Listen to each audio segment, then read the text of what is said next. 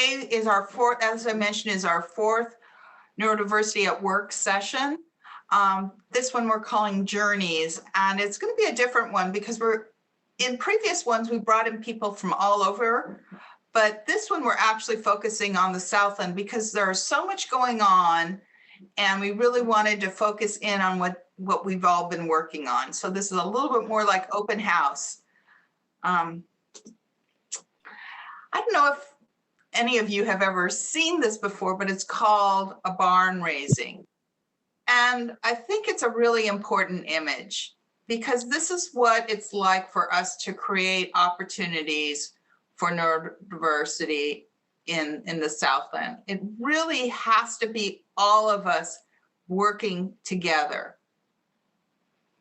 in order to make a difference. It can't be just only about me, because that's just not going to scale. The latest CDC numbers have 1 in 36 now having children being diagnosed with autism by age 8. 1 in 36, that's up from 1 in 44. So you go on a school bus, there's somebody on that bus who's on the spectrum. Some people expect finding a job to be like a concierge service. Oh, I signed up with DOR, they're going to find my son a job. Or I signed up with this particular organization, they're going to find my child a job. It doesn't work that way. It really doesn't. You really, all of you, whether you're the person on the spectrum or the parent or whoever, it's a team effort and everybody has to do their part. If you're only focused on yourself, you're not part of the solution. You really have to be focused on trying to build jobs in Southern California because there's not enough jobs. I mean, if you create one job for your child, well, maybe a year from now he'll get laid off and then you have to have more jobs. But if everybody's not hiring the neurodiverse, there's not going to be ample employment opportunities. So really, it's about all of us doing what we can to create employment. The next slide, Jessica, I think this is you. I wanted you to share your thoughts on what it takes to create employment opportunities at your company. Thanks, Judy. And Rebecca and Hilary, please feel free to chime in as well. Thanks everyone for being here. I'm Jessica Lee from NeuroTalent Works. So we, as well as Zavikon, we work very closely with businesses to advance neurodiversity, inclusion, and employment. And we wanted to give a sense to, how we do this. A lot of times the companies that we work with starts with one person in an organization who wants to introduce neurodiversity inclusion to be a part of the diversity, equity, and inclusion efforts that companies take. For a lot of people on this call, you may be a parent, and many parents, family members, siblings, friends of our community often are the ones who introduce us or bring us into companies. And so we all want you to know that we are here, NeuroTalent Works and Zavikon, to be here with you as you go into companies. Oftentimes there are internal champions, as I said, many parents who introduce us in. It only takes one person. And oftentimes it's introducing us to one of the strategic business teams, human resources, diversity and inclusion teams, community or corporate social responsibility teams. These are many of the business teams that will work together to put these programs together, or to even just bring us in to be a speaker to start to raise awareness about neurodiversity. Oftentimes, there might even be an executive sponsor of the program, or if you or your friends are CEOs or in the C-level of an organization, any business, small, medium, or large, that oftentimes helps to also advance this work, to have leadership who really wants to do this and to do it right. Also building a business case. Some larger companies where you might need to build a business case for why this is good for business, and reaching into a talent pool that many companies have not reached, and it's an untapped talent pool. And so partnering with neurodiversity organizations like us in Zavikon, we're here to be with you every step of the way to even determine what your first step should be. And so we really encourage you to reach out to our teams, and we can share with you about, how we've done this with other companies and how we could help you if this is something that you'd want to bring to your company, and know that you're not alone in it and that we're here to navigate it with you, which is what we've done at many other companies. So any questions here? And I guess I'll look in the chat too. Does anyone have any questions? We're going to go back over this slide at the end. This isn't the first time, but it is a theme, is really about making sure that we all help in solving this issue of employment. Okay. All right, let me continue then. Okay, so this is what we're going to talk about tonight. We're going to start off by each of us sharing our journeys. And I think we want you to connect with these journeys and see how your journey is similar and kind of visualize yourself into the future, how your journey might be changed if you became more active in creating employment opportunities here in the Southland. So each one of us is going to share our journeys, and then we've all been very busy. In fact, Jessica and I were talking about how we hadn't even talked in a long time because we've all been so busy. A lot of it is based on some grant work that we've all received some grants from either DDS or DOR. And so we're going to share some of those opportunities, going to share what else is happening in Orange County, and then come back to what can you do. I'm hoping we have time at the end. Wilbur Huang is part of our Toastmasters Gavel Club. And a few months ago, he gave a talk called Life is Better with a Job. He's been working at Goodwill in their, I think, online jewelry business. And he gave a speech on that, which I thought was very inspirational. So I'm hoping at the end I can share that with you. So I guess I get to start off. So my journey began when my son was born in 1991. He's now 31. Josh got diagnosed in 1994 when he was just turning 4 with high functioning autism. And like many of you, that changed the trajectory of my life. And I'm summarizing a life of therapy and all sorts of different activities to help Josh be the best person he could be. But he graduated in 2010 with a diploma. And that's when we started looking at other things for in the future. And we did the UCLA Peers Program. And it was at that moment in time that I came up with the idea of Toastmasters and autism, which really is what connected me to OCASG. Was in 2012, I wanted to try an experiment of doing a speech craft for individuals on the spectrum using the Toastmasters curriculum. And so I connected with OCASG, and that's how my engagement and my life changed. After a couple of years, I was asked to be on the board of the Orange County Asperger Support Group. And in 2016, I was appointed president. So that was what started me on this journey. I'm a technology marketing person. And so the first thing I thought I needed to do besides automate was do a membership survey. And it was there that it became clear that this issue of employment was a big deal.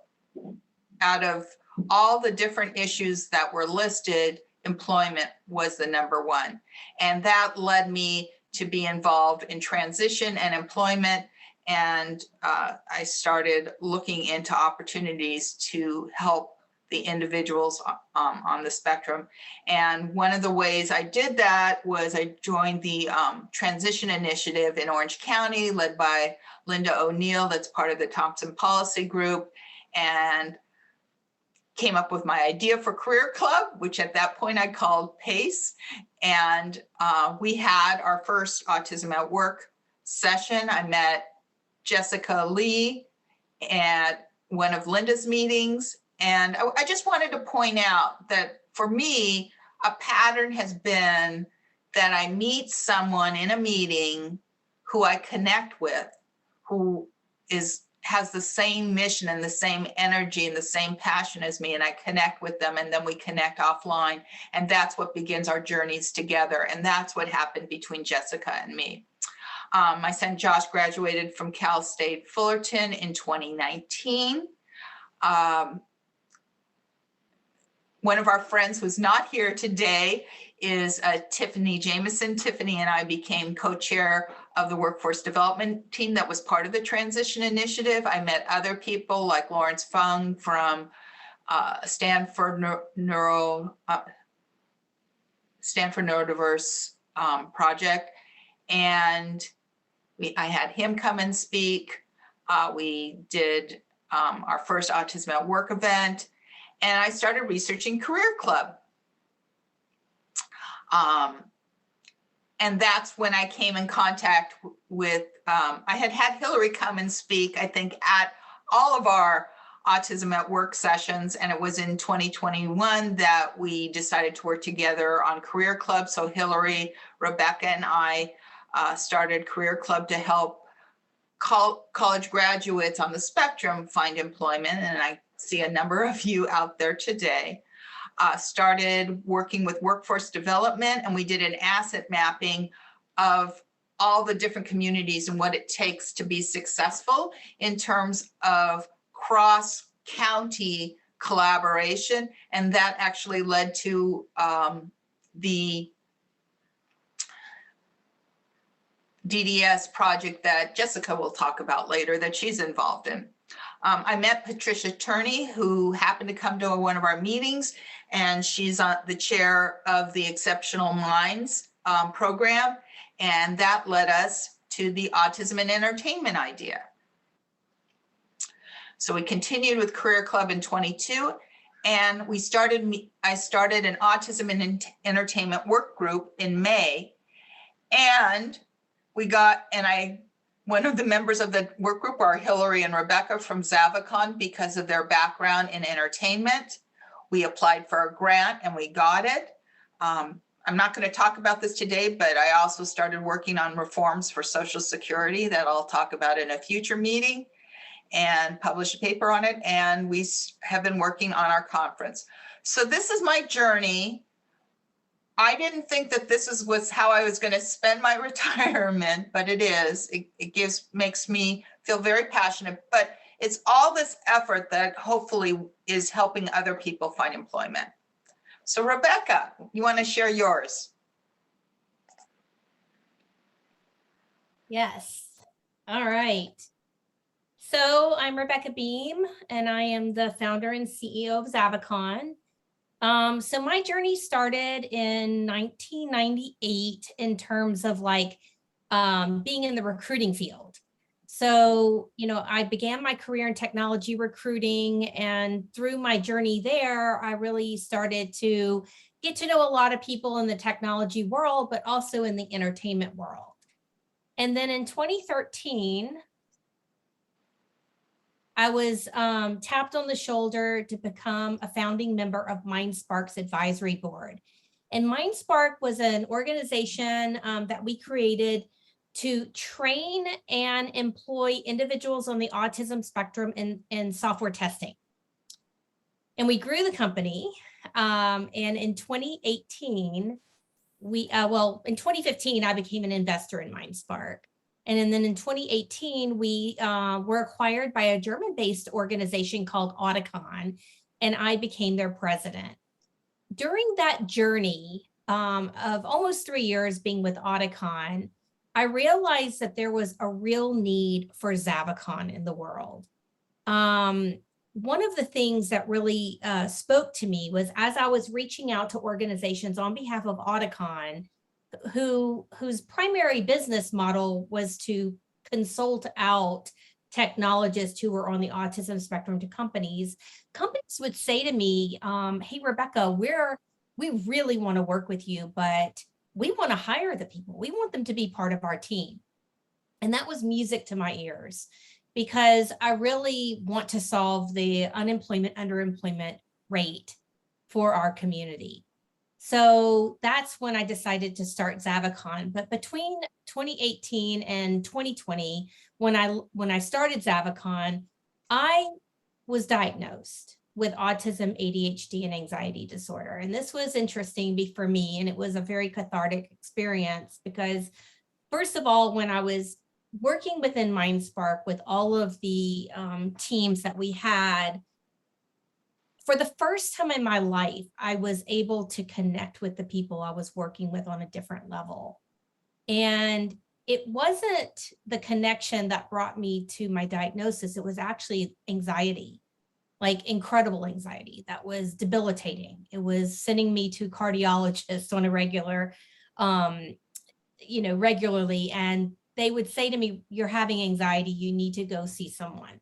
So through the journey, I was diagnosed, and it was very interesting because it answered a lot of questions about who I am and why I was like I was as a child and why I am like I am as an adult. But it also made me realize that I had an even greater passion for my community because I really wanted to change the employment outcomes. And, we all know that employment is a path to health. I mean, we all have to be employed to pretty much get health insurance, good health insurance, and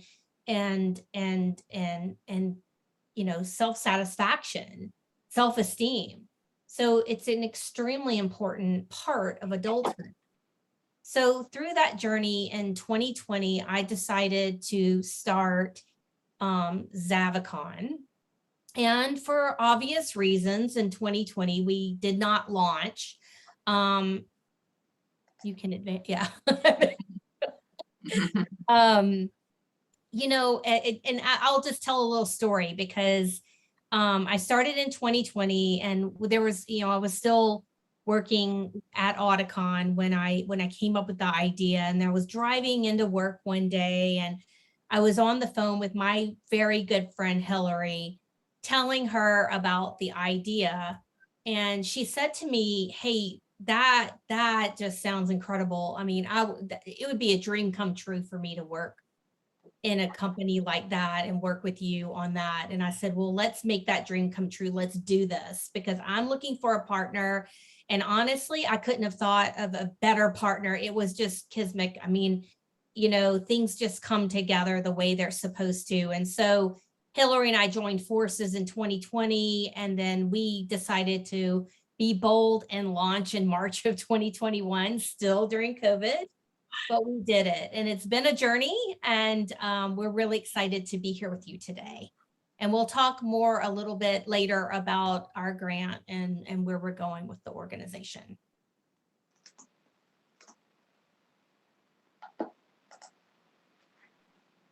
All right.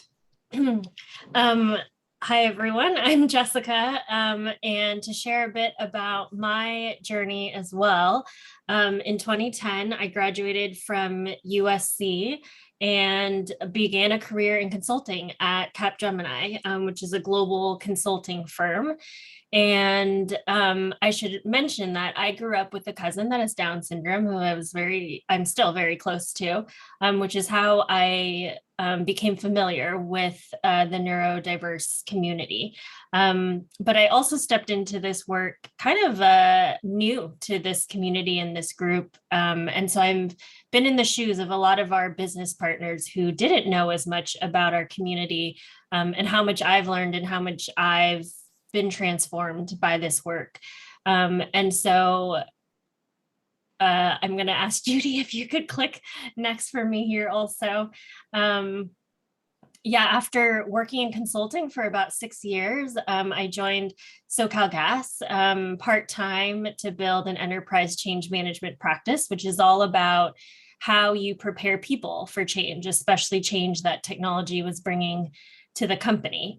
But at the same time, in 2017, I co-founded NeuroTalent Works. My co-founders are a husband and wife, Harag and Lisa Haleblian, whose youngest son has a learning difference. And it's how we came to know the autism community.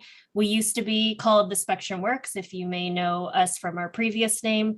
But yeah, we started this organization while I was working part-time. And I share that because people thought I was crazy that I was working part-time, but I said, no, that's what I need right now. And I asked and it worked out for me. So I always share because it's important to ask for what you think you need, and to build trusted relationships where you can make asks like that too. So I was really lucky to be able to work part-time while starting NeuroTalent Works. And then in 2019, became the first full-time team member as executive director, all the way up until now into the present. I'm really excited. We've built a team of 5 staff members and about 4 volunteers and contractors. So our team has really grown, and we'll share about a little bit more later about who we are, what we do. We work with both business partners and job candidates.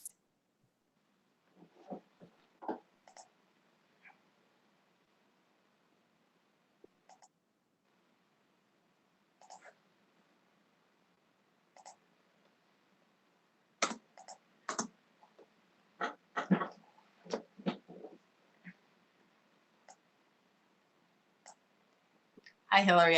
I'm on your slide. Okay, all right. Hi, my name's Hilary Kokenda.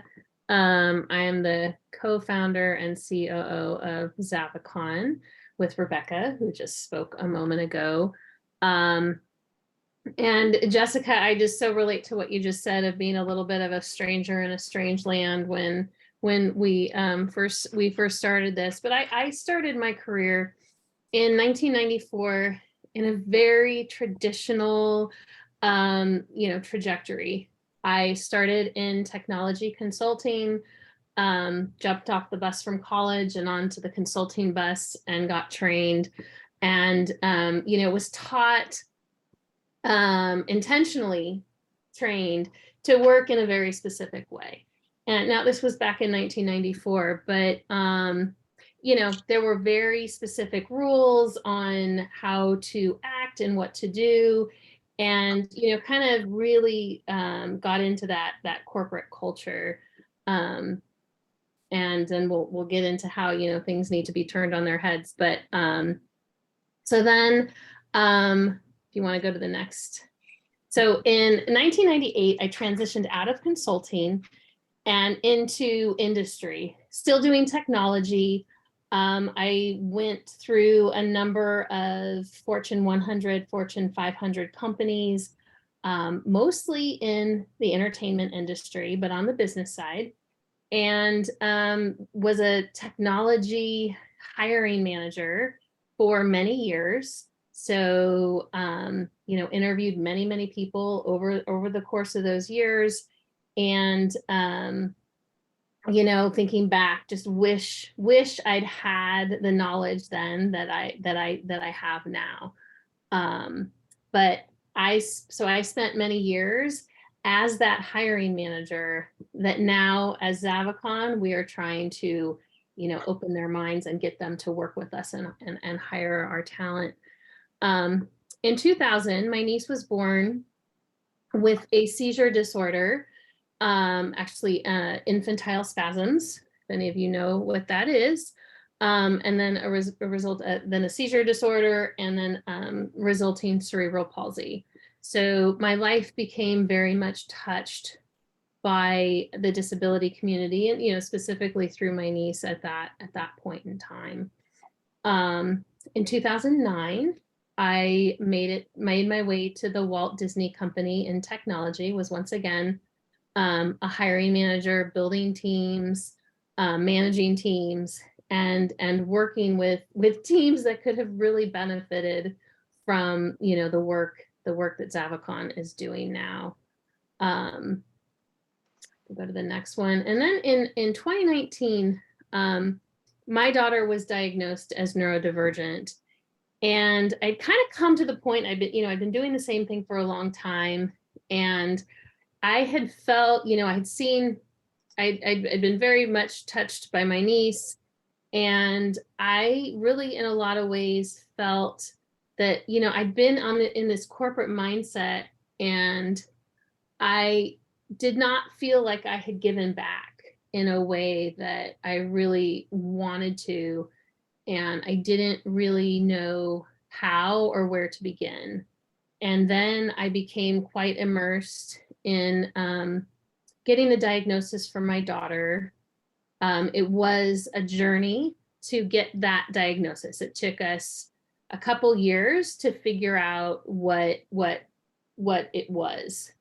And Rebecca mentioned driving to work and having a conversation, and truly, you know, things, whatever you believe, sometimes things just come together in a moment and seem to happen for a reason. And I think that phone call was a moment in that I was really mired in working through my daughter's diagnosis and figuring out what was going on. I was stuck in traffic, so I was frustrated with the 101 and driving through traffic. And I'd come to this feeling of where, you know, I could continue on the path that I was on and do well, but I didn't feel like I was getting that fulfillment that I was craving. So when Rebecca told me what she was doing, it was like this, it was an epiphany. And I just said, wow, you know, this would be a dream. So in 2021, we launched Zavikon, and it has definitely been a journey, ups and downs and everything in between. But the kind of fulfillment and, you know, fueling a passion that I think I didn't even realize that I had. So it's been incredible, and working with the talent and the people that we get to work with every day, and working with people who care and want to make a difference. And, you know, as Judi said, raising that barn, because it truly, it takes a village. And even in the placements that we've made and the success stories, the Josephs, oh, sorry, I was thinking I had mentioned that we have this incredible story, if we'll ever get to it, this young man named Joseph, but we have many Josephs. And if you break down all of those instances, those successes, it's really, truly amazing of all the pieces that came together, you know, to create that moment, and all the people that maybe just did one small thing, one thing. I mean, as much as shooting an email and creating an introduction, and you put this together, and it's that raises the barn and makes a difference. So that's why it's just so important that everybody do what they can, even if it seems like so small. The smallest thing can be part of a domino effect that changes somebody's life. And Rebecca and I have seen it over and over and over again. It's incredible. So that's my background.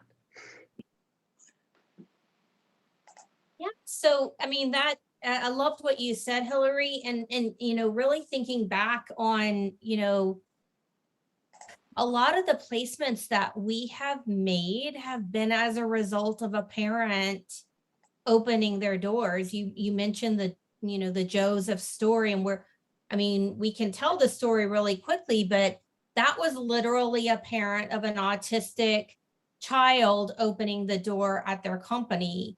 And I'll just share, you know, we'll share the story really quick about Joseph. Joseph came to us.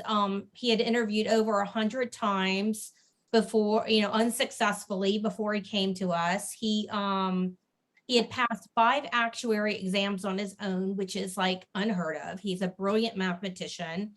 And, you know, part of the issue that he had when interviewing is when asked a question, Joseph has to think for, you know, a minute or two about the answer, and he's silent during the time. So for a interviewer, that can indicate to them either they need to rephrase the question or that it's, that he didn't know the answer.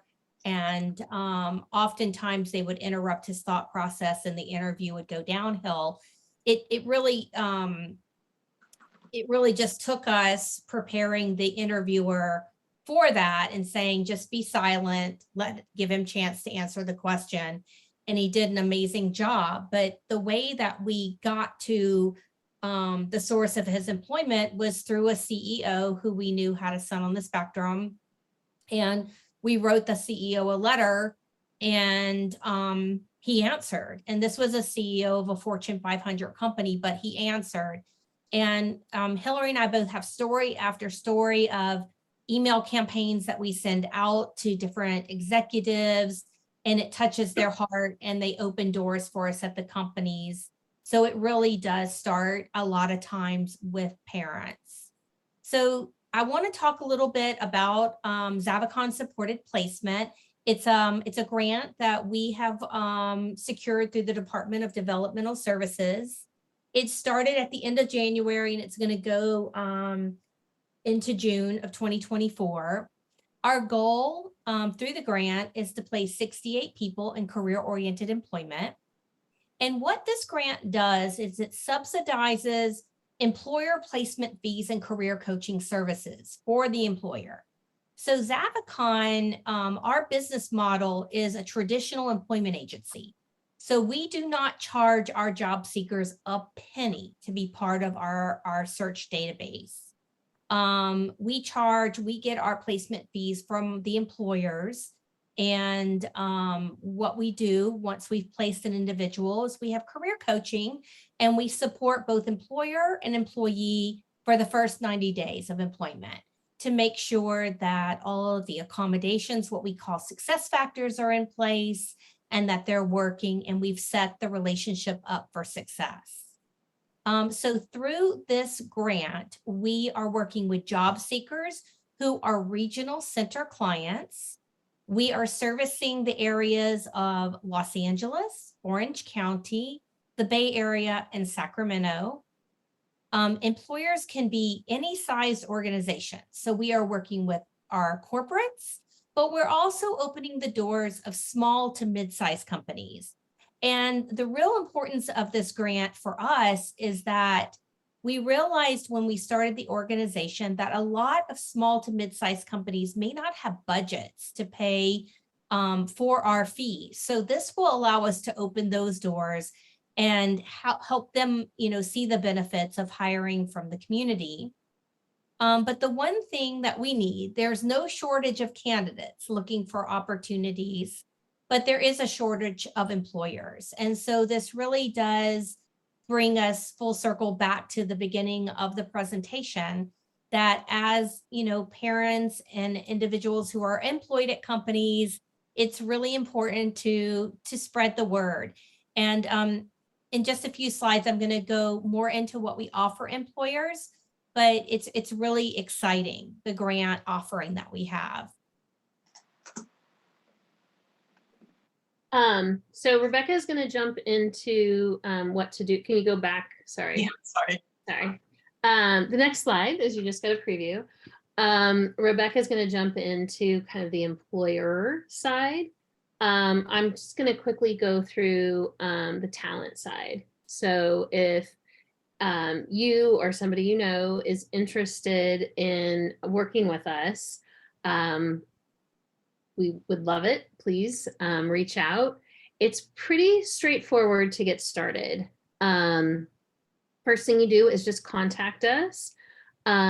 If you or someone you know is a regional center client, they'll qualify for our grant program. But if they are not, we still will work with we'll work with anybody. You don't have to be a regional center client. But you can reach out to us via a number of ways. We have a referral form. We'll get a one sheet out to the group with this link on it, or you can just email info@zavikon.net, or go to our website, www.zavikon.net, and there's a contact form on the website, and just shoot the email, fill out the form, or the contact form, and then we will get in touch with you. We will schedule what we call a meet and greet, because we get to know everybody that we work with. So we can present, we try to take a humanistic approach and not just look at resumes and words on paper. So we have a few forms that we ask people to complete before the meet and greet, and then we have some additional forms after. I tell everybody that the list of forms looks a lot worse than it is, then most of them go pretty quickly, but we do have a number, a handful of forms. Once those forms are complete, we will start working on a job search. We get people in our database, and we start doing what we can to find opportunities. Once we've identified an opportunity, we support through that whole process, through the interview process, onboarding, acclimation, through 90 days of career coaching. And it's career coaching, not like a job coach where they shadow, but more career coach to come in and advocate and lay that foundation for long-term success. Okay, and I actually put 2 flyers in the chat. One is for participants, job seekers, and the other is for employers. Feel free to download those and send it to whomever you'd like. So the benefits of ZSP, Zavikon Supported Placement for employers, is it subsidizes the cost of our support services, which is the candidate recruitment. We start our support at the interview. So we prepare the interviewer for the individual that they're interviewing, hoping to set everybody up for success and get those success factors set up for the interview. And then we do the same onboarding, making sure that we have, a smooth onboarding, but not only that, we set, the success factors out for the workplace. And then we're there for 90 days in the career coaching.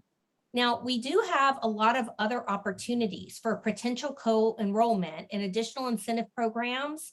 And so one of them is through the regional centers, and a lot of companies and employers don't realize that the regional centers have incredible incentive programs called paid internship program. And a lot of times when people hear the word internship, they think, oh, somebody who's just starting out. And yes, a lot of our job seekers are just starting out their careers, but it can also be very applied to experienced workers as well. So the regional center will cover 1,040 hours or 12 months of employment costs, whichever one comes first. And it's a little bit of a process, but we help the employers get through the process working with the regional centers. And the individual does not come onto the payroll of the company. They're actually paid through an independent financial service. So for a company, not only do they get our fees subsidized, but they can also get essentially 6 months of talent wages covered. There's also potential tax credits. We're also working with all the different workforce boards who have various programs for on-the-job training subsidies. And so we can help navigate those and really get some great incentives for employers. And, at the end of the day, it increases your DE&I efforts. If you're a large corporate and you have ESG reporting, which is really big now, you have to report. And there's a huge move to force large corporates to report their disability hiring. It will help with that reporting. And then just to top it all off, Zavikon is a diverse supplier in many, many different ways. It's alphabet soup with all of the different certifications that we have, but we are a woman-owned company. We are a disability-owned company, and we also have, government certifications as well as utility certifications. So please feel free to reach out to us at info@zavikon.net to learn more. We have a contact us page. Next, I think it's the next slide. So, when reaching out to us, if you're interested as an employer, I handle the employer and the sales side for the business. Hilary handles all of the recruitment and job seeker side of the business. And you can always reach out to us at info@zavikon.net or call us at 833-Zavikon. So Rebecca and Hilary, I think this is, I'm going to take us off of slide mode for a sec and allow, answer any kind of questions that might have appeared in the chat that are relevant, or see if there's any questions for you. We have time for a few minutes of questions. Absolutely. I don't know if, Jessica, I know you've been monitoring the chat. Were there any that came across to you? Because I've been busy moving slides forward. I see one question. Leslie, we will represent individuals who are not regional center clients as well.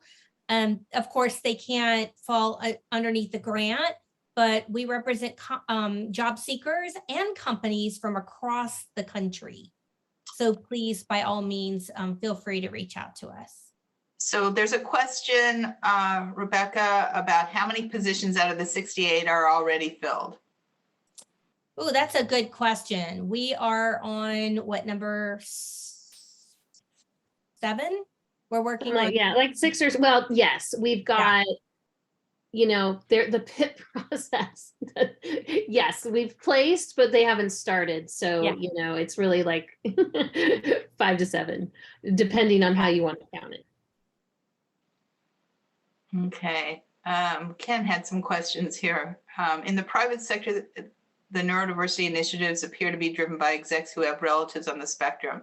So I'm going to speak out and say, and Jessica, watch me do this. I'd go meeting after meeting, trying to find out what drove engagement by companies. And it always came down to a parent or a group of parents who pushed for the initiative in their company. And Rebecca and Hilary, have you seen the same? Yes, absolutely. I mean, it comes from a parent raising the awareness, an executive who has been touched by this. Absolutely 100%. But there's a big but to that, because of ESG reporting. Companies are really starting to pay attention, and they know they're going to be held accountable. So diversity, equity, and inclusion efforts are now being driven towards disability and neurodiversity hiring. So again, it helps to have that executive pushing it from a personal level, but we're seeing that most companies are starting to think about this. What the problem is they're talking about it, and there's a lot of talk, but the action is missing. And it takes a minute for them to take action, because if it's not from an executive sponsor who has a personal attachment, they have to go out and seek that executive sponsor and find somebody who's willing to go after the budget and all of those things. So it does take time, but I am very hopeful because those discussions are happening, and they happened all last year. It's unfortunate that we're maybe entering into a small recession here, because we definitely see the impact of hiring from organizations that are larger. But I know we're going to see a shift. And when that shifts, I think doors are going to open and companies are going to hire. Okay, I think we'll do one more question for you. And that was, what types of positions are you finding in terms of your placement, in terms of level of complexity, whether they're regional center type programs and outside of that? So what kind of positions are you placing people in? Yeah, so we're finding, we both Rebecca and I come from that corporate background. So we have really started with what we know. And we also realized we couldn't boil the ocean.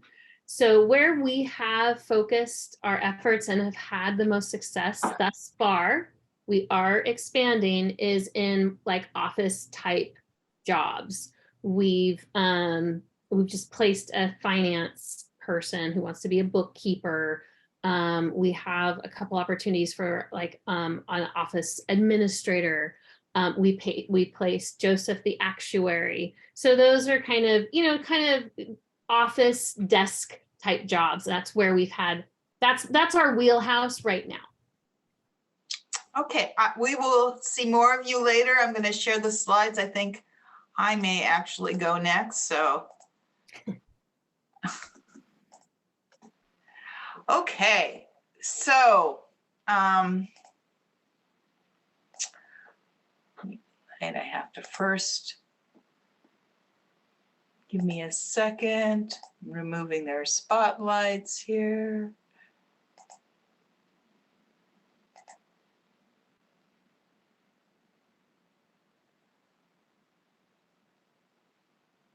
Okay, so,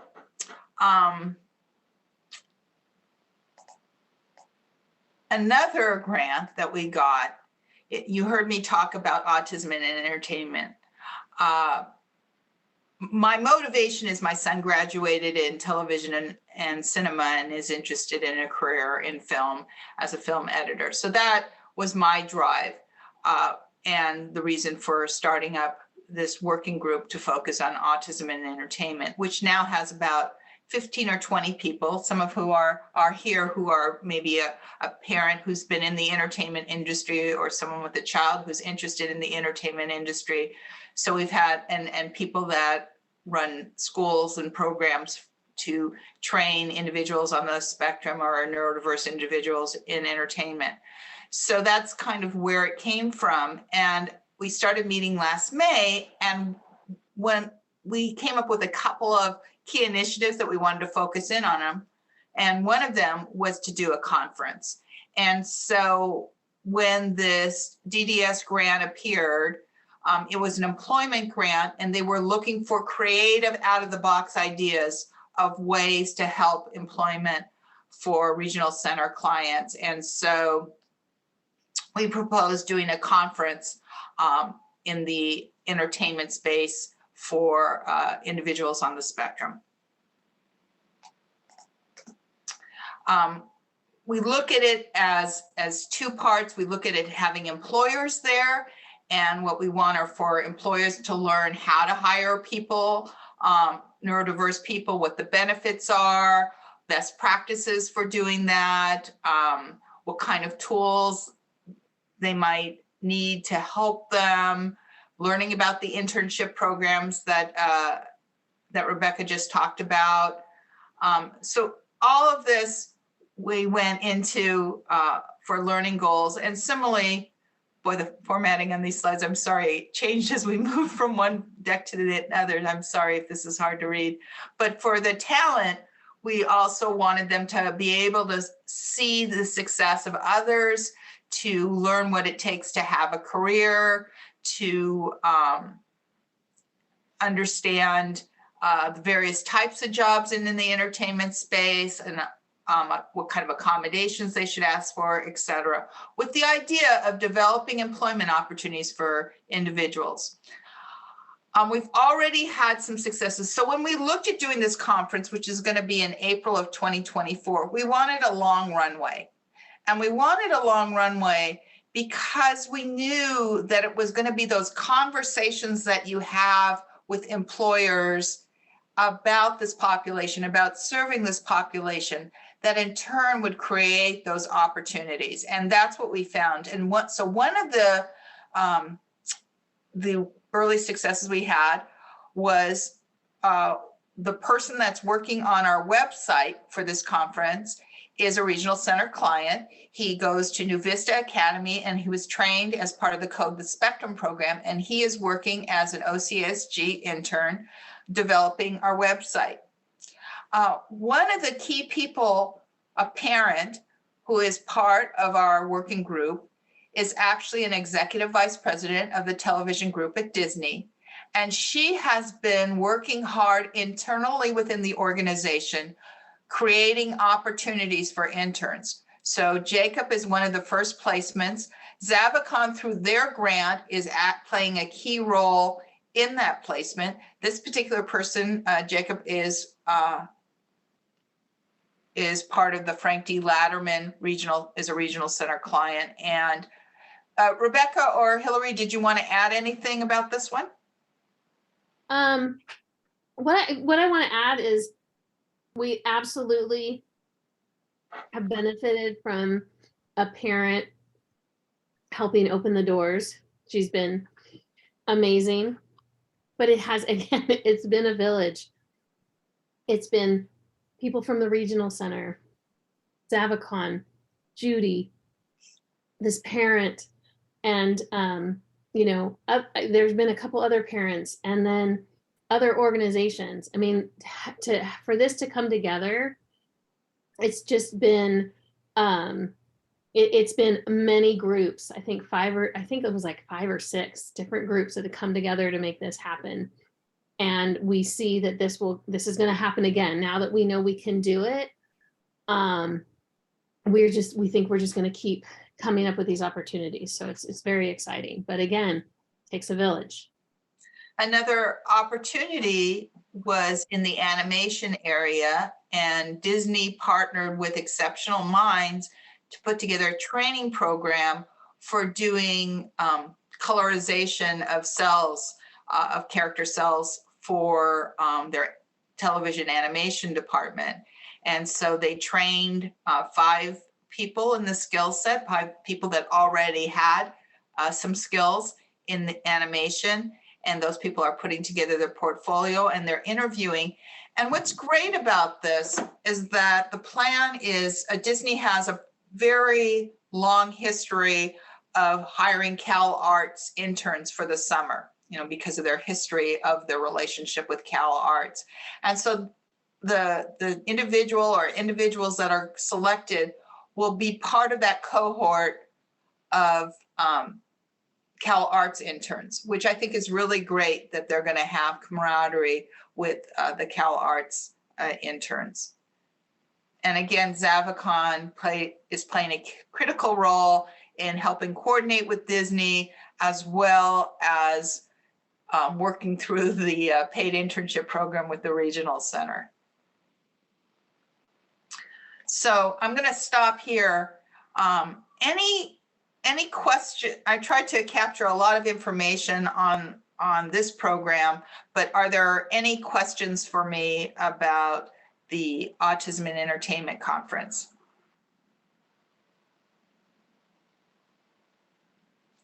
Okay, I don't see any. Oh.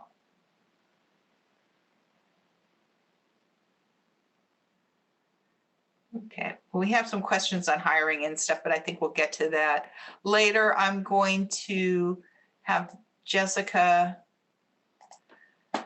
go next. So let me share again the presentation.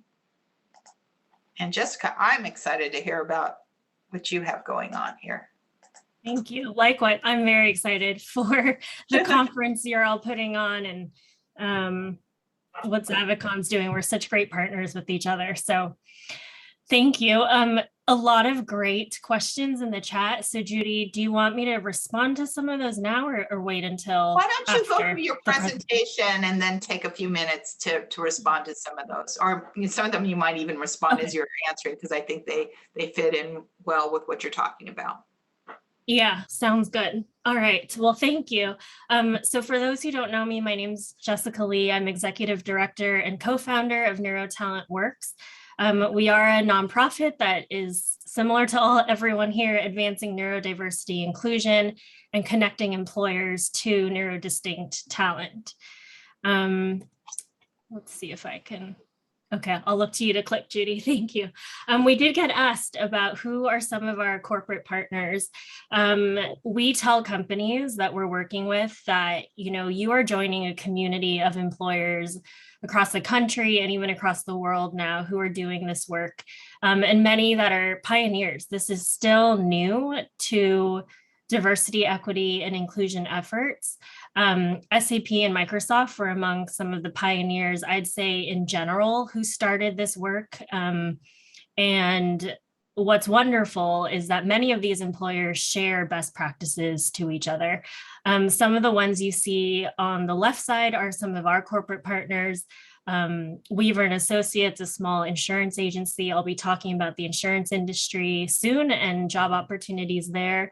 But we've also worked with large companies like Capital Group and Thermo Fisher and Qualcomm in San Diego. So we really span across the size, the industry, the types of companies that we work with. And so I'll echo what's already been said several times.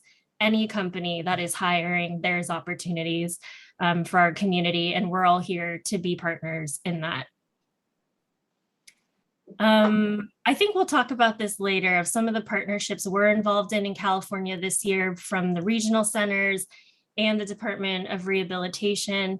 Yeah, so I think we'll talk about these later.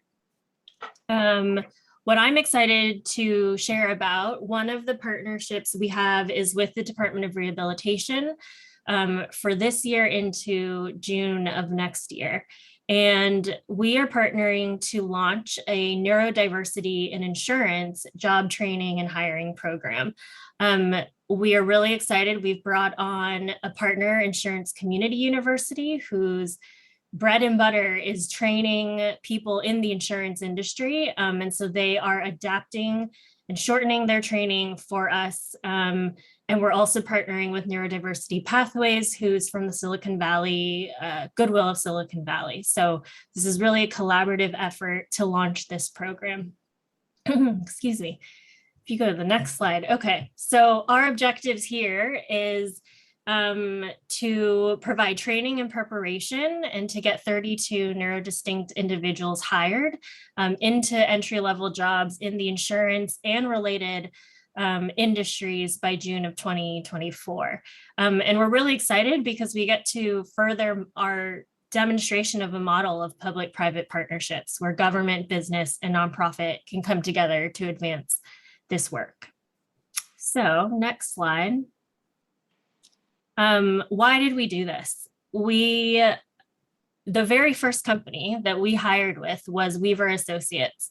And you see at the top left picture with the Weaver team here. What's really amazing is that the Weaver family does not have actually any family members that are in the community, but their best friends do.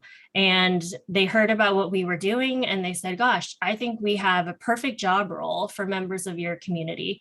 What we always preface with is, first of all, that if you've met one person with autism, you've met one person with autism. There's a wide spectrum of jobs and of job candidates.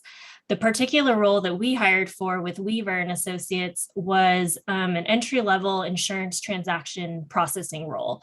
It's more routine work, very detail-oriented data entry. You can see Matthew here at the bottom in his training where he was looking at customer information and where he'd be putting that data into the system. And it's a very skills and technology-based role. And so we had hired with them and they said, hey, every insurance agency has this job role that is required. If we can do this right, we can introduce you to all of our other insurance companies, like friends that we know, and I'm sure we could really advance this work together. So that was an idea they planted, 4 years ago. Fast forward during the pandemic in 2020, we partnered with Gallagher Insurance and we turned out to hire for exactly the same role at their agency. And so when DOR put out this grant, we said, oh my gosh, this is the perfect opportunity to build a specific job training program for the insurance industry, to introduce our community to the insurance industry, to then make them more marketable for any types of risk management, finance, insurance related jobs. What's amazing though, is as we're talking to insurance companies, we're not stopping there.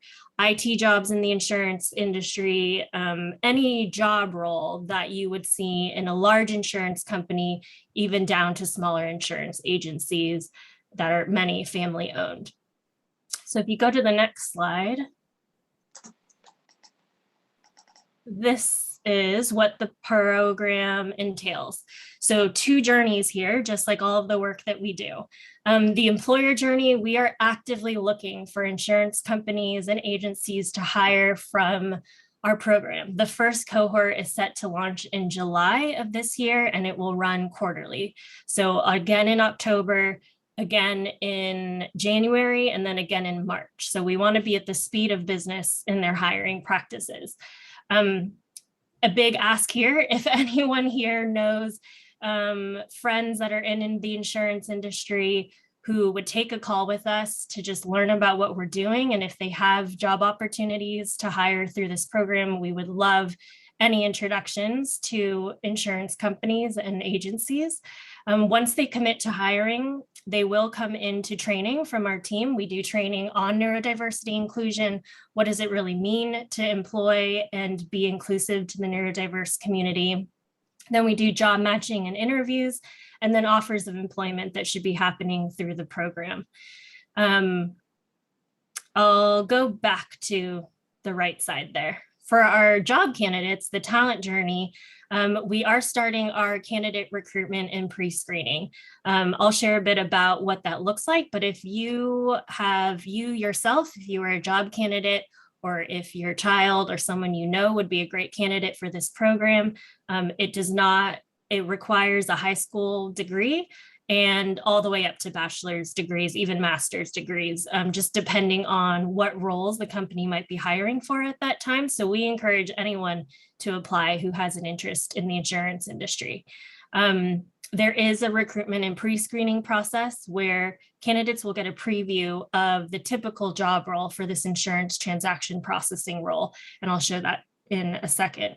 Then they'll be admitted and join our 3-week job training program. It's going to be a combination of skills, employment readiness, interview preparation, as well as very specific insurance industry training. What is an insurance policy? What does it mean to renew it? All of the very basic knowledge you might need to know for the insurance industry. Then we facilitate job interviews, job acceptances, hopefully job offers and acceptances, and companies they will receive a grant through us, thank you to the DOR, for 2 weeks of salary covered and 6 months of proactive coaching and support from our team. And that's for managers and new hires.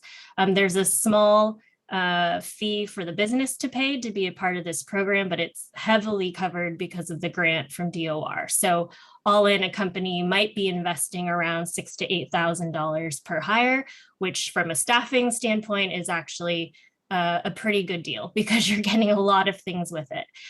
So this is the program at a very high level. If you go to the next slides, Judi, I'm going to go through these pretty quickly, but how do you qualify if you're a job candidate for this program? It is somebody who self-identifies. We do not ask for a medical diagnosis. You do not have to be a client of DOR or the regional centers. They've really taken the red tape off of this, which is really incredible. There is a certain level, like a basic level of Microsoft Office technical aptitude that is required. Microsoft Word and Excel might be used in the workplace. Somebody who has started or completed post-secondary education, actually it's anyone with a high school diploma, and someone who's interested in working at a computer or remotely for full work days, someone who has that capacity. There could be part-time roles, but many of these jobs are remote right now, or maybe going into the office once or twice a week, but mostly are remote is what we are seeing. The next slide. Oh yeah, we'll send you this deck so you can see this is some of the business professional mindset and skills that will be covered that Neurodiversity Pathways is going to help us conduct some training around. And then the next slide is, I believe, the insurance topics. Yep. So if you're interested in seeing, what is being covered about the insurance industry, transactions, personal lines, how to read an insurance policy. Upon completion of the training, they will receive a Principles of Insurance certification, which was important for DOR because we want to be able to have someone put that on their resume and hope that it helps them to be more marketable in the job market as well.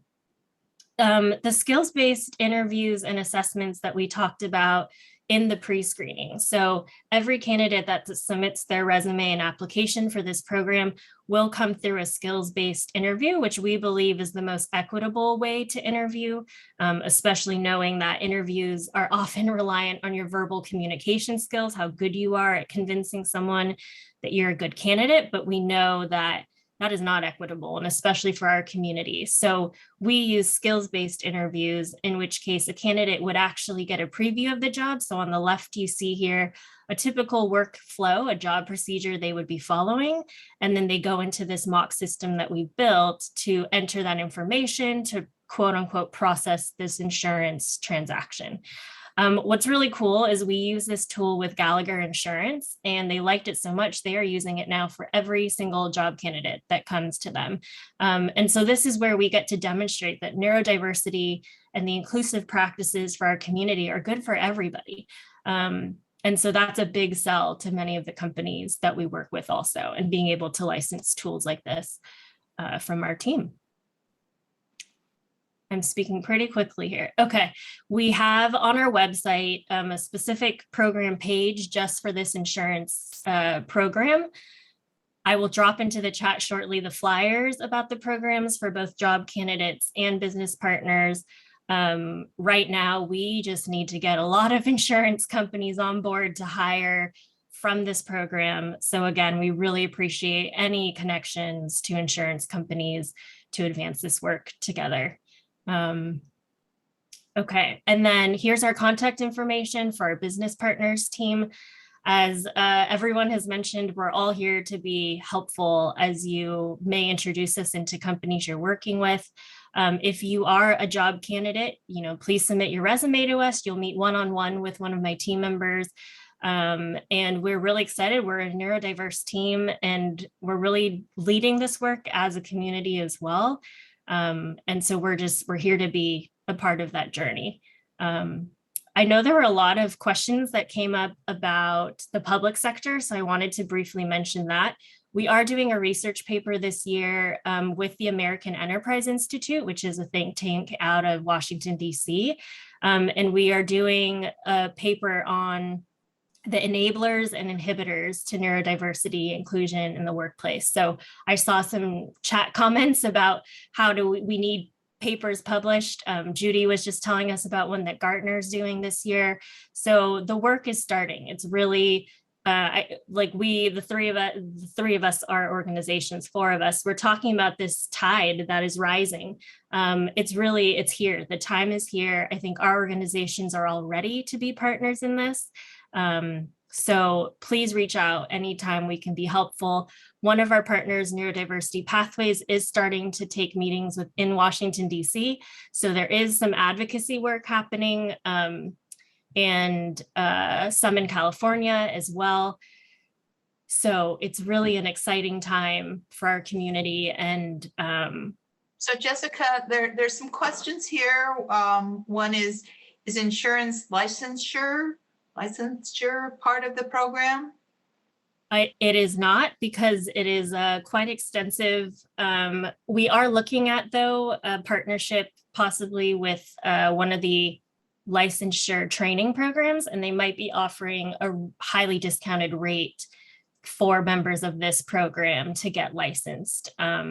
It takes about a week of additional training and then studying to get that license exam. But we have information to share about it if anyone has information.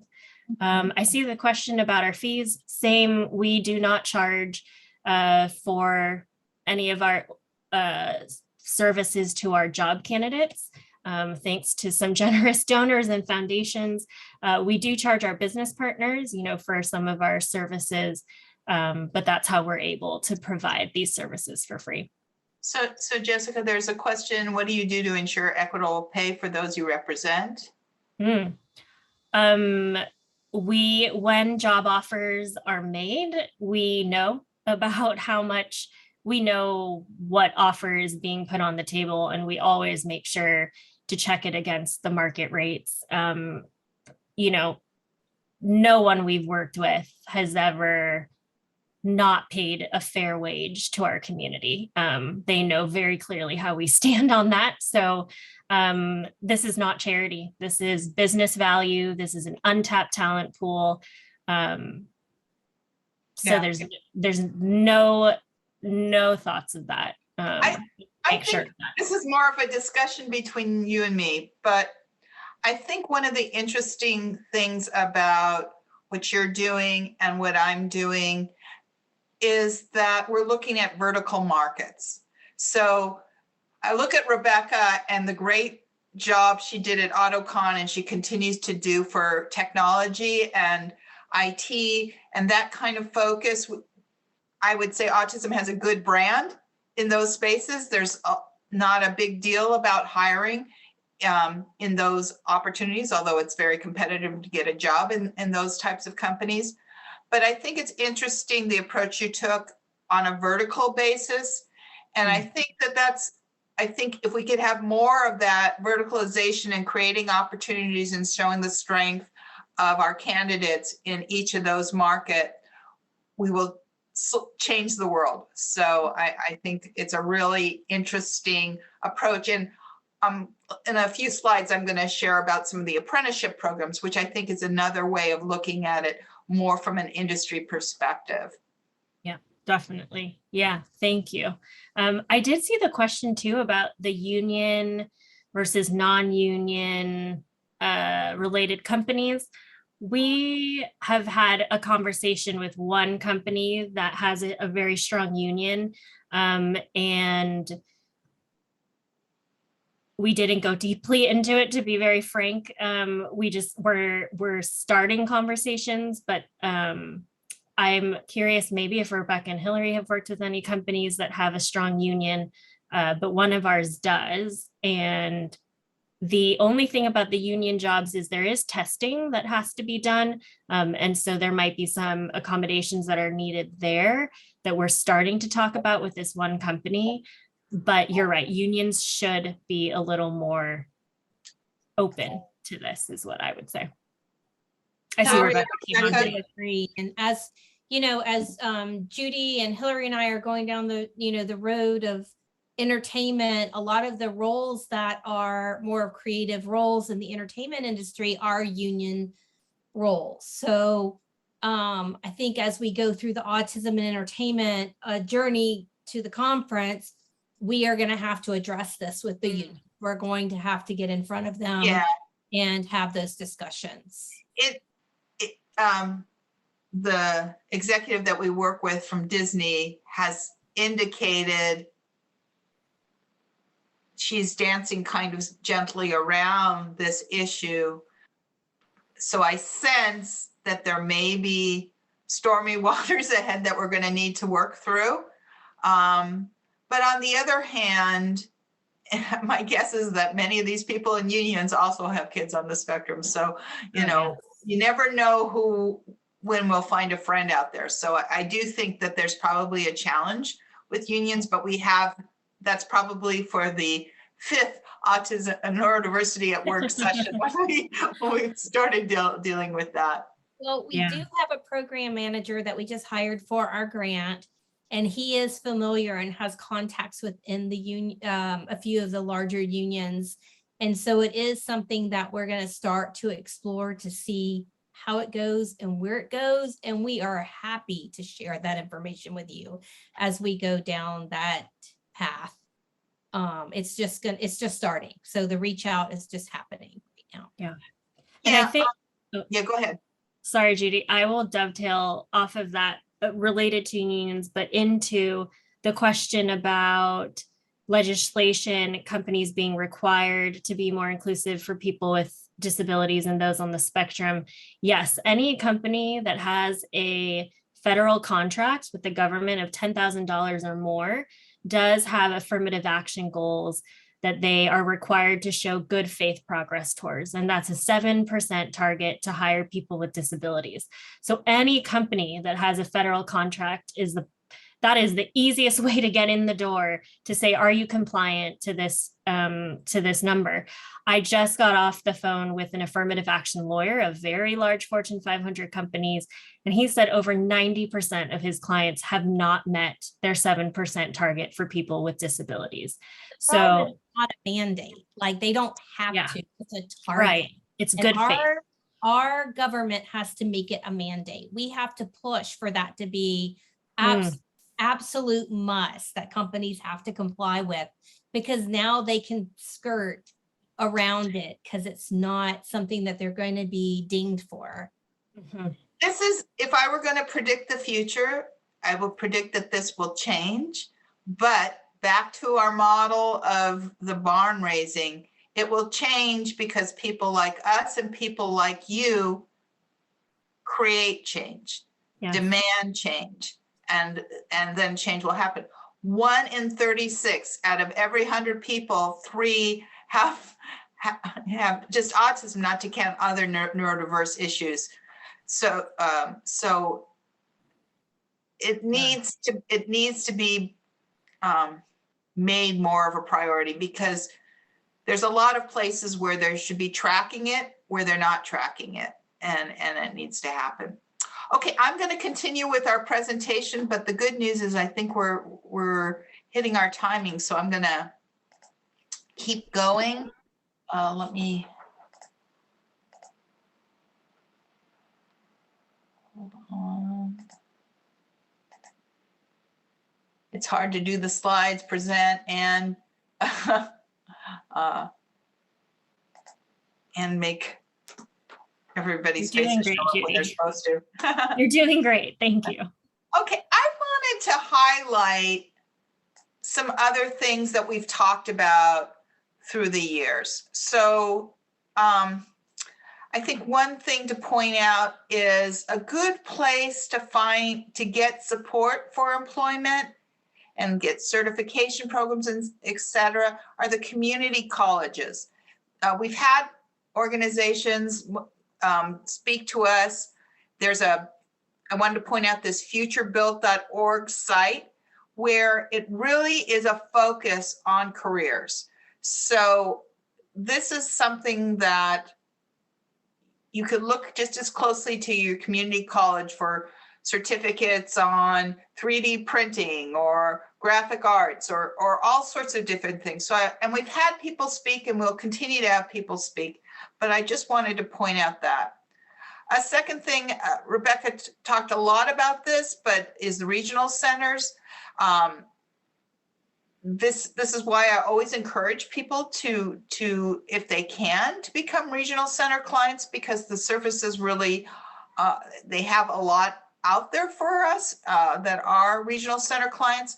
So Rebecca talked about the paid internship, which is 1,040 hours a year. This was up from $10,400 a year. And there's not really a salary requirement. It's the number of hours.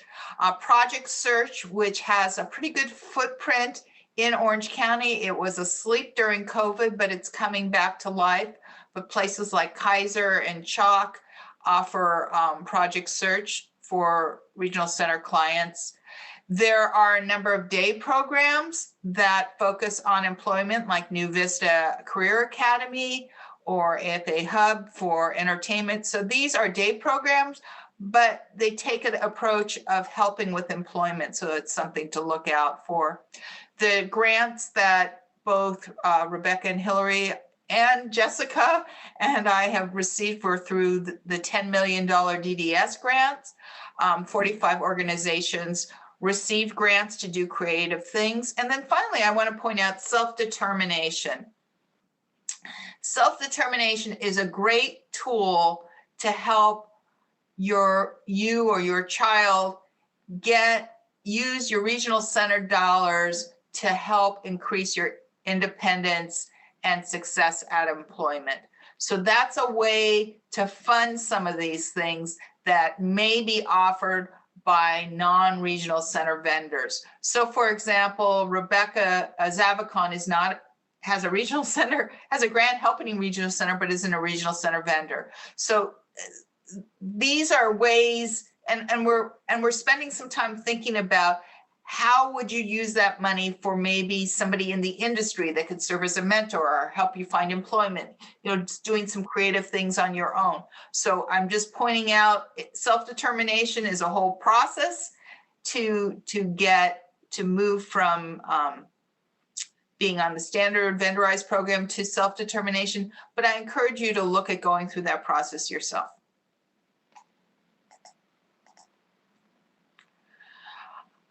Other things you can do is, I've mentioned, we've had a lot of people come and speak to us who are all part of this barn raising team. Just last weekend, we had Jan Johnson-Tyler from Evo Libre up in Northern California speak to us.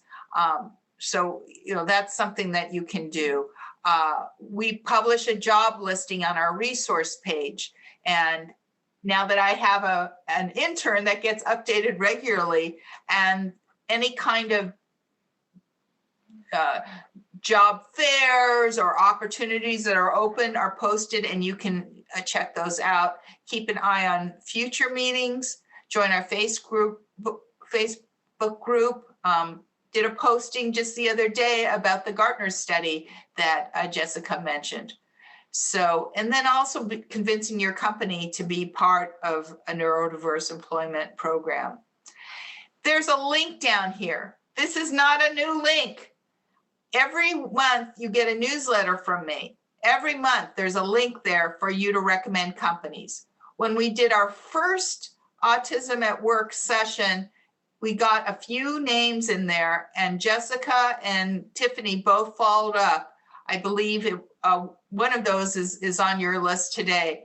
So it's really important. Now, it takes a long time for these to convert from a name to an actual program. But, if you work for a company, just give us the name and we will follow up and make sure people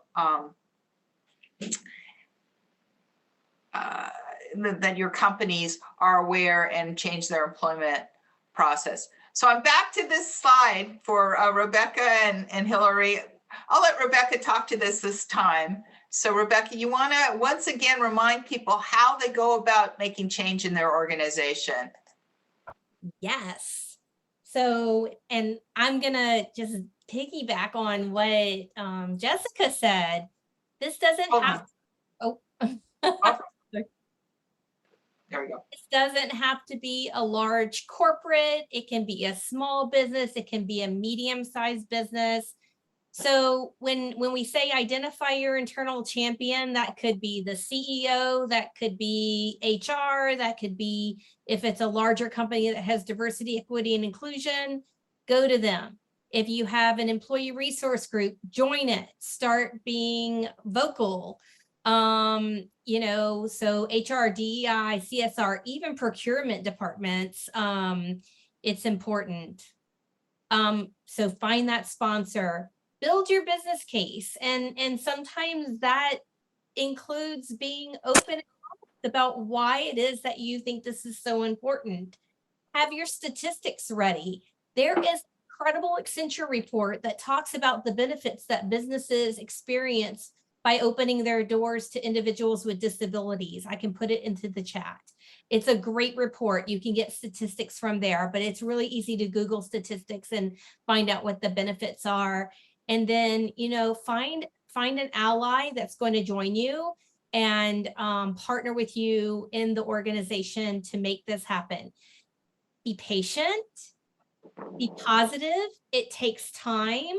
It's not something that, companies embrace immediately, but I can tell you what Hilary and I'm sure Jessica is seeing, especially through our grant and the opportunities that we are bringing forward to these companies, especially small companies, even larger companies, with the subsidized work.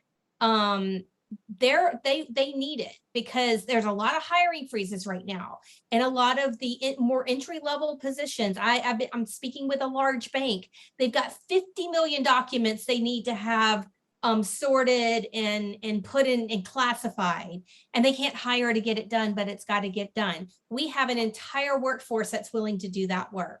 So it's just looking for those opportunities and bringing forward the subsidies and making them aware, and they will open their doors. Okay, I'm stopping sharing. There's a little video at the end that I'm hoping we can save a few minutes, but I just wanted to take time to see if there's any more discussion. And I'm feverishly trying to answer questions in the chat, but I haven't gotten to all of them. So Is it being recorded? Hello? Yes, yes, it's being recorded. Yeah, so because I'm late, so I can listen to the recording, right? Yes, I'll be making that available, as well as the slides will be available in a day or so. There was a question about actuaries, so I guess that's for you, Jessica. Oh, you Yes. answered it in the chat, but Yes. Any roles related to the insurance industry, contact us and we can share more. And that's a great job role. okay. All right, here's one. Can you refer a company in LA County or only in OC? Looking at the form and we'll send to my mom. So are we only dealing? Rebecca and Jessica are both in LA, so they're dealing with both Orange County and Los Angeles. So there's no restriction there. Across the state and across the country. So remote work has enabled us to be really far reaching now, I think, for both of our organizations. Do you understand the question about Connie? What do you mean by, or Corey, on time use? I think it's one time use. No, it can be repeated. It's not limited to one use. Okay. I'm hoping, I'm going to go in gallery mode here. I'm curious, how many of you feel inspired to actually reach out to your organization? I mean, just to figure out who the right person to contact with, or maybe there's an affinity group in your organization where there's other parents like you. How many raise your hand if you're feeling motivated to try and make a difference?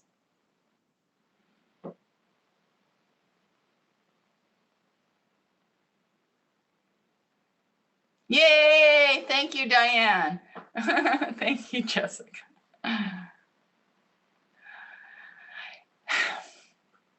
and we can, if you need help building your case, we're more than happy to spend some time with you just to help you put together materials. I've done this for a few people, just helping them put slide together, what have you, just to build a case.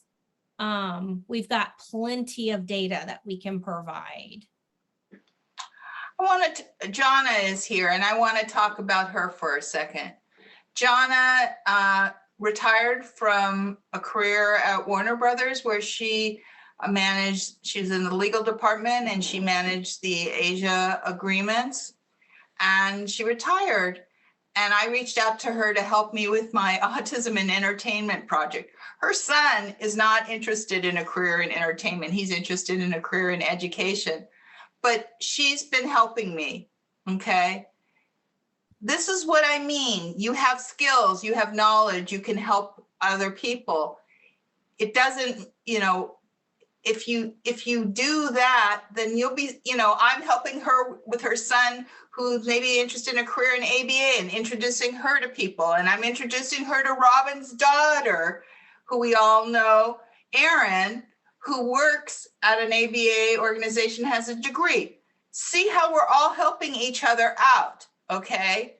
If you wake up every morning and just think about Billy or Sam and just yourself and your life, and you got to go to the grocery store and you got to go to work and you got to do this and you got to do that, and you only think about your own world, then you're limiting the success for your child in the future because you're not paying it forward. I just really need, I've been giving this speech for 4 years, and it really, and I see parents doing it, but I see more parents not doing it and complaining that their kid is unemployed, and they complain about this and they complain about that versus helping. And I know I'm lecturing you all, but this is what's going to make the difference, is a community helping each other. That's how we're going to get out of this. It's not going to be by one parent finding one job for their one child. It's going to be about parents finding opportunities within their company and getting 5, 10, 15 kids employed or adults employed. Okay, are there any more questions or discussions?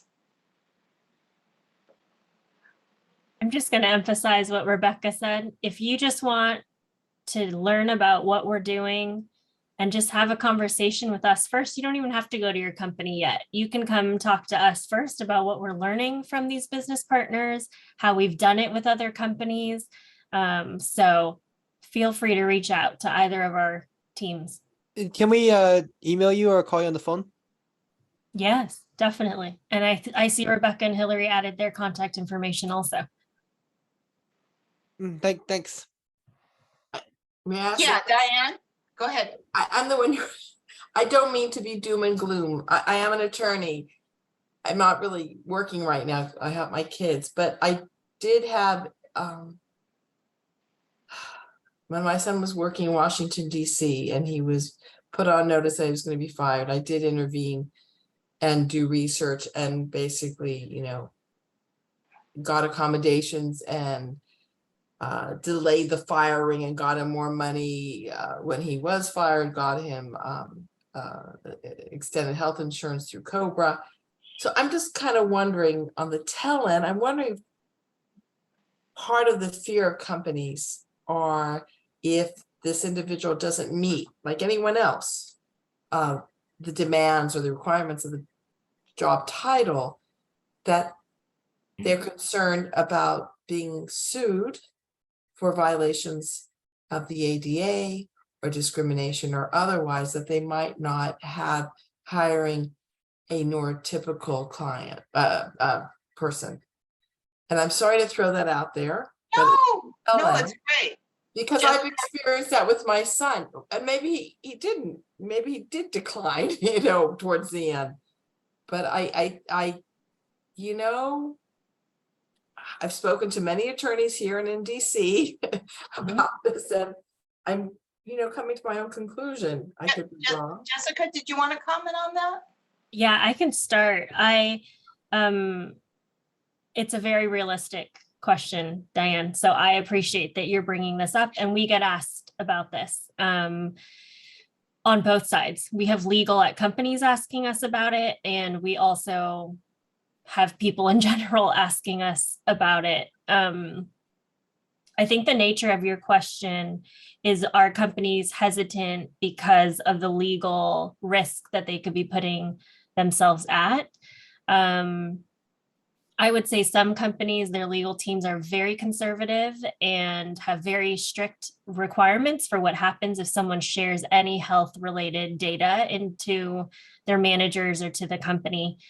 Thanks to the ADA, though, that is upheld, and that is something that, you know, companies do have to be thinking about.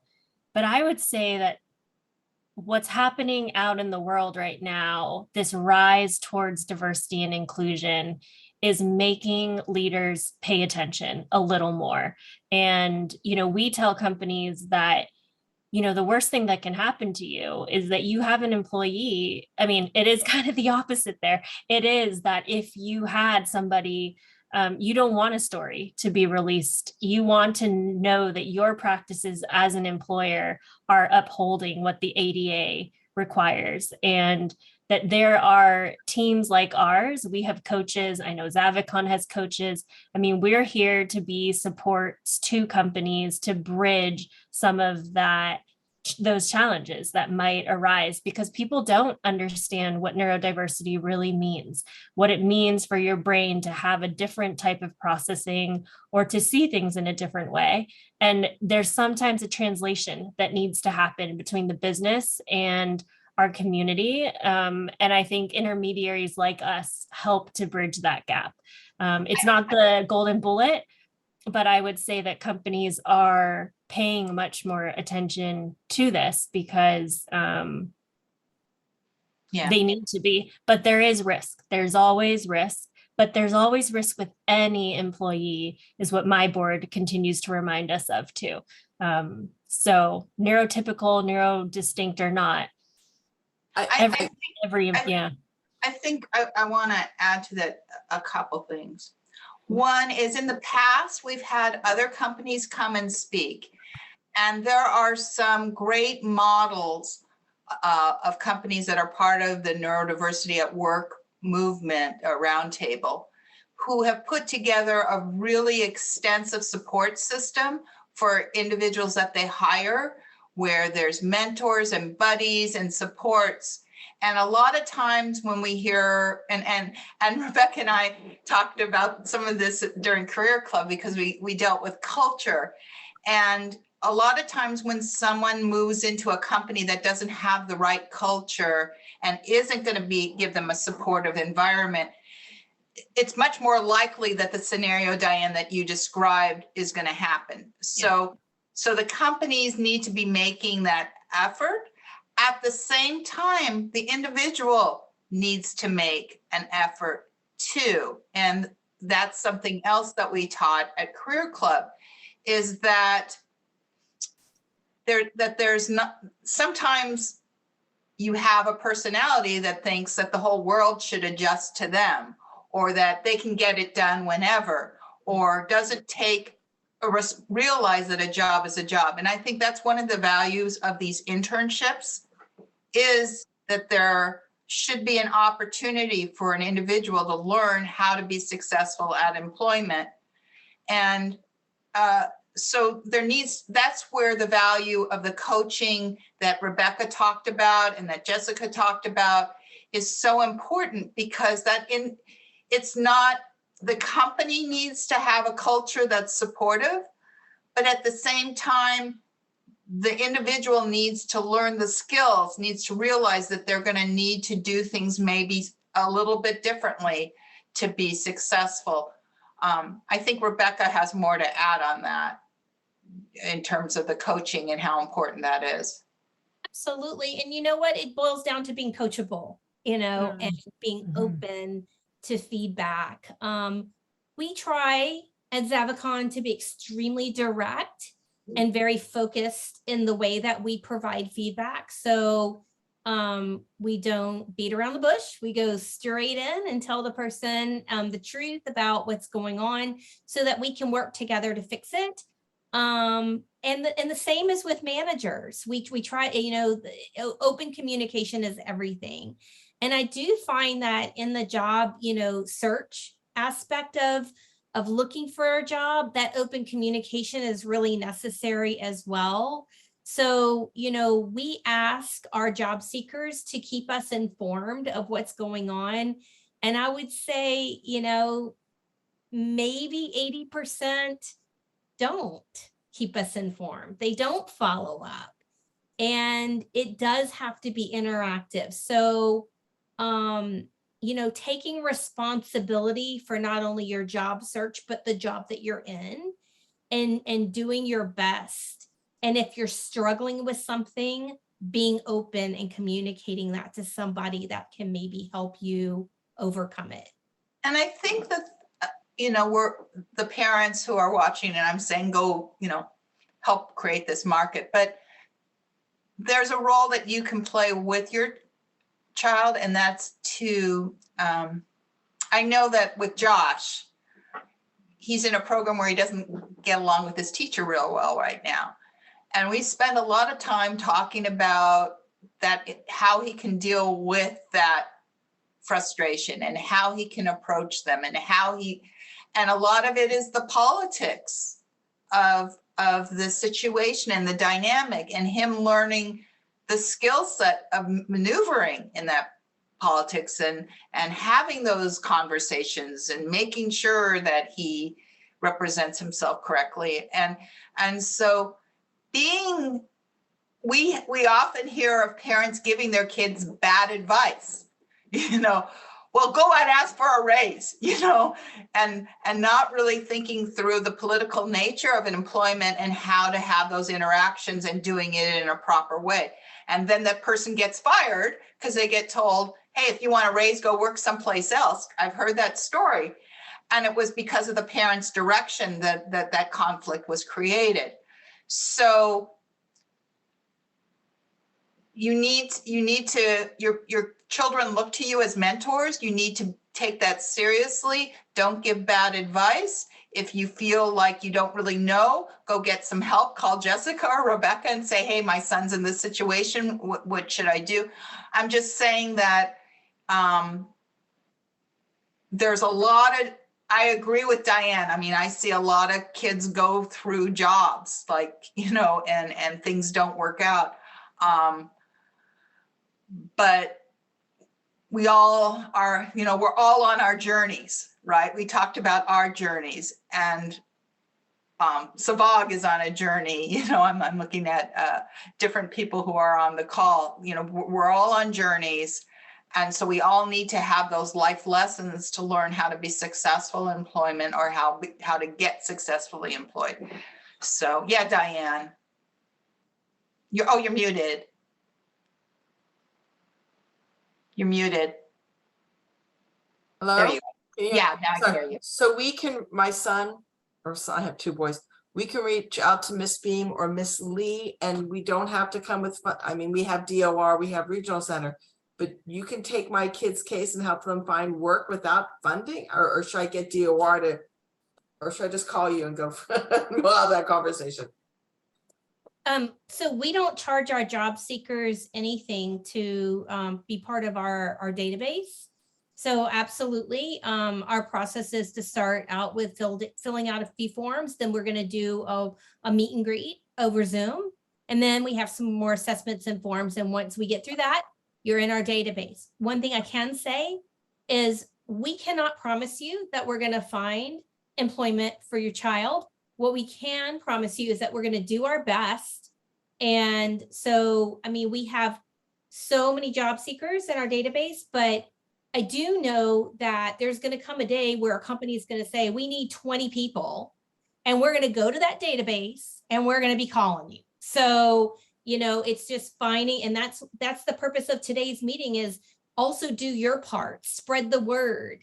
It doesn't take just going into your company or where you work to do it. You could be talking to somebody who's a friend, and you could be at the grocery store. You could tell anybody of the story, and they'd be like, oh, wait a minute, I know somebody who would like to probably talk to them. So it's just talking about it, spreading the word, emailing out the flyers that we sent you, that Jessica put in there, we put in there.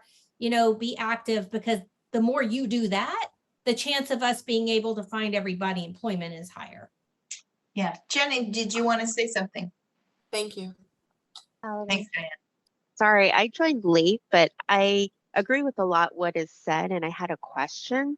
I spent my whole life bonding and masking to adapt to the point of being coachable, but it has its price of burnout. And so a lot of the diversity and inclusion professionals envision a world where we can show our authentic selves at work, including our hidden unique talents too. Unfortunately, society is not quite there yet to see our talents perhaps exceed our quote unquote deficits and liabilities. So I'm just curious if you have insights or best practices or resources on how we all as a community, whether we're parents, students, the employee, professionals, can help move in that direction to create that, to realize that vision. Because I think in the short term, we do have to coach and adapt, because society is not ready to embrace it directly, right? Some neurodivergent employers are ready because they have the resources, to invest and educate their leaders so that they are aware of the talents and they build the infrastructure to ensure that they can recruit and hire and retain that talent that is valued because they understand the value of an autistic employee, right, and can accommodate. But the majority of employers are not quite there yet. So in the interim, you know, we kind of coach ourselves and adapt, but how can we, you know, somewhere get between not burning out to realize that vision of where we can show our authentic self? Are there steps that all stakeholders can do a little bit to reach that middle ground? Jessica or Rebecca? I think education, first of all. Yep. Sharing, the more you can share your personal story, when you're getting to that point of feeling overwhelmed or burnt out, that you communicate with someone that you trust in the organization to help guide you. I do believe that this has to do also with how organizations are treating their employees when it comes to mental health in the workplace.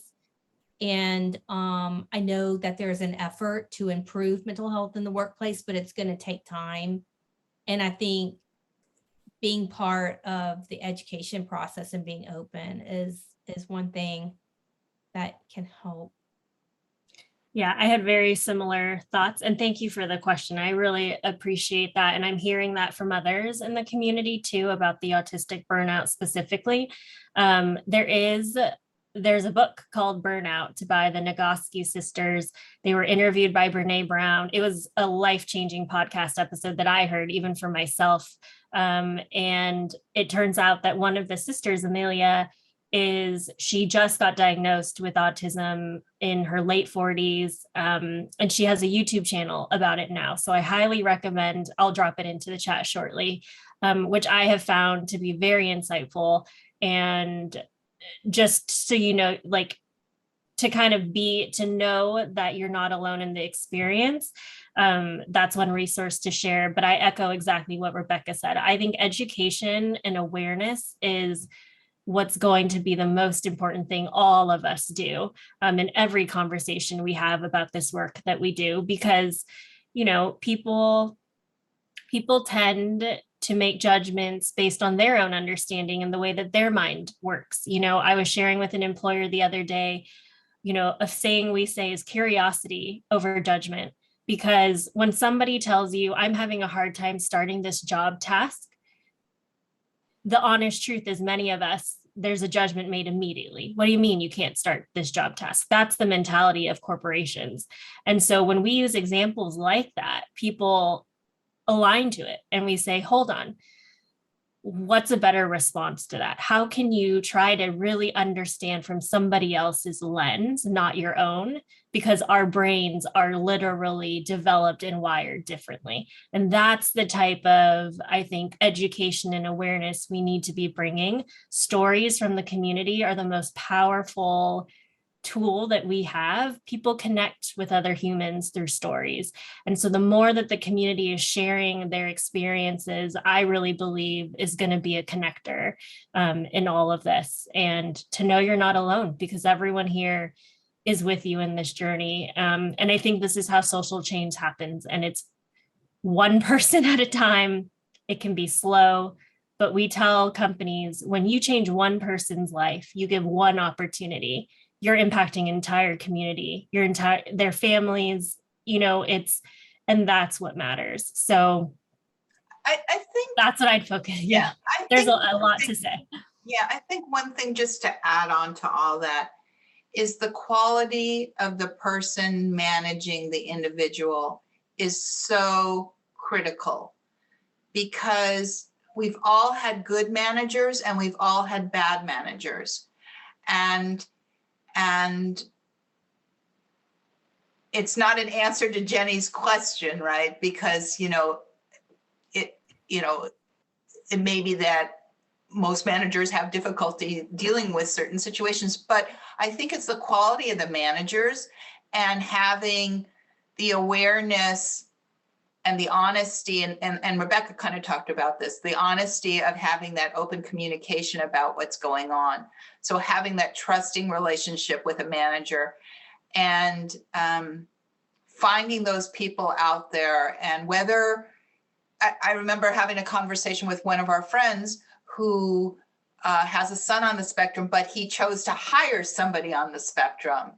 And it was because of that he had that knowledge of his own son's little idiosyncrasies, that it was responsive to the other person, was able to shape that employee, work with that employee, understand their strengths, and have him be successful. So it's really the quality of the manager. So if you are having burnout, Jenny, or having those kind of issues, be aware that maybe it's not you, maybe it's the quality of the manager, and maybe be in control of your career, and maybe this isn't the right place for you, maybe this isn't the right culture for you, maybe this isn't the right manager, and choose your time to leave, or choose to find, if you see somebody else in the organization that you think you'd be happier working with, start figuring out how you make that happen. But you can label things with one word, business, but it really is a collection of those individuals and helping those individuals learn how to manage different types of people. I think it, also treat yourself well, and so when you, everybody needs to take breaks during the workday, go to your lunch. Take advantage of those moments that you get, that time away from your desk or what have you. Take advantage of that and treat yourself well outside of work. Give yourself a break, do something that helps you, whether it's meditation, put tools in your toolbox to deal with it.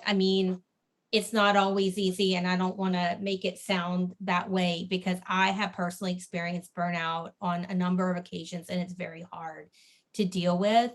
But I agree with Judi. If it continues to happen and you can't get past it, it's not probably the healthiest workplace for you. There was also a question about disclosure. And again, that's like a hard one, but I do, there's two things: is research the company you're going to, find out everything you can about them. Do they embrace diversity, equity, and inclusion? Do they talk about it in their reporting? But also, when you go to an interview, remember that you're not the only person getting interviewed. You can ask those critical questions to figure out, whether to disclose or not to disclose, or is it a safe place to do that? There's no right or wrong answer there. The good news is, if you work with NeuroTalent Works or Zavikon, it's automatic for you. So that's kind of nice.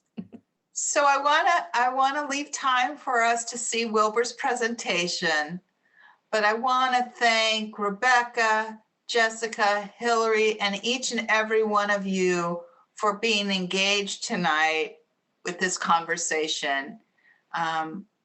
We have come a long way in the 4 years since I first met you, Jessica, and so much has happened. So much more needs to happen, but I want to thank everyone, and I want to end. So please enjoy watching Wilbur's presentation about how it's better to have a job. So I'm going to share that now. The speech house does say life is better with a job. That sounds more clearly and more interesting, saying my interesting job. How to make it nice and thorough and clearly. And this one was this month of this early winter 2023. The boy said life is better with job. Now let's talk about background information. After I finished the project search internship program in December 2019, it was a long wait before I got a job offer in November 2021. However, because the family trip to Taipei was scheduled for February to April 2022, I had to delay my starting date at the job. The trip was important because due to the pandemic, my family did not have a chance to sweep our ancestors' tombs in the suburb of Taipei. The trip was not easy. First, airline tickets and hotel rooms were very expensive. Moreover, we were quarantined for 2 weeks. During the 2 weeks, we were not allowed to step outside. Our meals were either delivered by the hotel restaurant or Uber Eats. We underwent numerous COVID tests and luckily got negative results each time. If any of the tests were positive, the length of quarantine would have been an additional 2 weeks. Then when I got back to SoCal, USA, my job was still waiting for me as my manager promised, but there were no job coaches available due to the staff shortage at Goodwill. I waited another 3 months to finally start my job. I have been working at the jewelry department of the e-commerce center of Golden Streets for about half a year now. I like my job and I'm proud that I have received excellent reviews. I think life is better with a job. Everything at the workplace is interesting. Every day, I use an app on my cell phone to click in and out at work. I get a paycheck every other week, which makes me very happy. It is fulfilling to see the balance of my bank account grow. I bring my lunch almost every day. Sometimes lunches are served at my workplace after short meetings or for special occasions like holidays or birthday celebrations. I love those days when I do not need to bring my own lunch because those are fun occasions for getting together. I also enjoy greeting and chatting with my colleagues in the morning before work and during lunch breaks. Then, I think having a job helps me to keep a regular daily routine and sleep schedule, which is excellent for a healthy lifestyle. I also think my job is very meaningful because I handle domestic and international donated jewelry and transform it to almost like brand new products which look precious.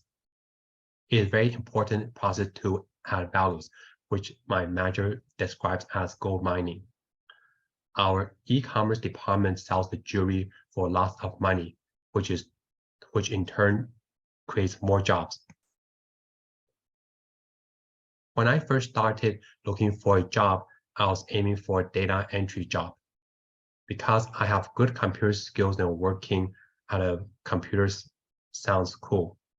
Instead, I landed on an e-commerce job, which was partially my dream years ago. I dreamed of having my own e-commerce company, and I actually set up an e-commerce site to sell postcards. It was not a very successful endeavor. I think I still have a lot to learn in the e-commerce business. At my current job, I have a lot of opportunities to learn and grow because jewelry, I am recently learning to work on other products such as analog and digital watches. I hope pretty soon I will have opportunities to learn how to take nice pictures of products and price them according to market value. Uploading the product information to the website and selling the products would be so much fun. I hope one day I'll be entrusted with the duty. Let's have to learn and grow here.